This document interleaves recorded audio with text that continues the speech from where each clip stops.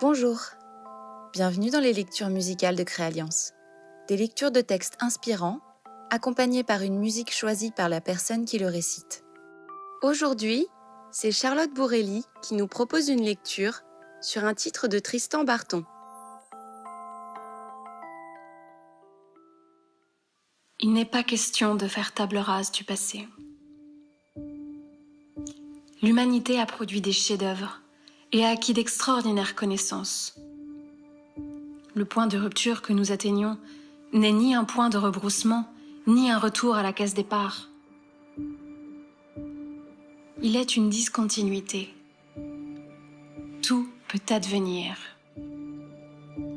Le pire sans aucun doute, mais aussi le meilleur. Les dominations insidieuses, sociales, sexistes, racistes, etc. peuvent être déconstruites dans le même geste que celui qui impose de révolutionner notre être à la terre. Et ces clivages même pourraient être interrogés. Les catégories de langage imposent une matrice sur le réel qui n'est jamais neutre. N'ayons pas peur de cette révolution. Elle peut dévoiler un immense paysage hors du chemin que nous parcourions.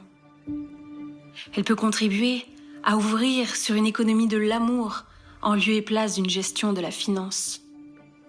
L'amour n'est pas qu'un ressenti. Il est une exigence. Il impose une réinvention constante de ce qui se donnait pour acquis.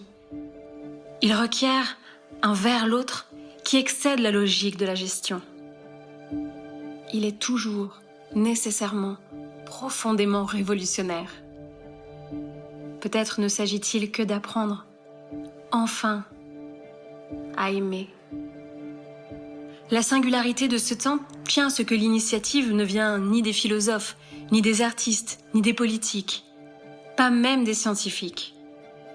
Elle émerge du monde lui-même, en lui-même, dont nous sommes pourtant un élément, mais qui nous impose ce renouveau radical dans toutes les sphères de l'action et de la création.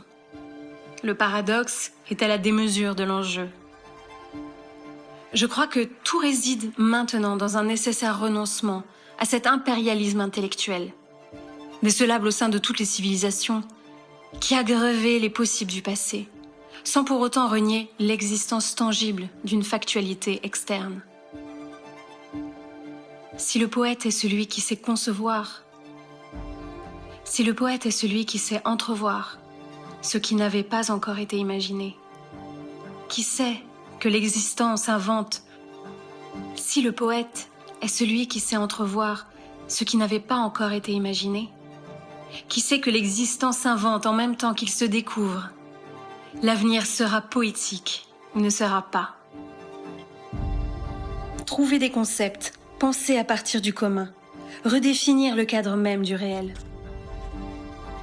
Revoir toute notre taxinomie, embrasser ce qui effrayait, interroger les frontières, renverser les symboles, imaginer l'impossible, conjurer nos angoisses. La tâche est immense et le temps presse. Si le génie humain existe, c'est ici et maintenant qu'il doit se manifester.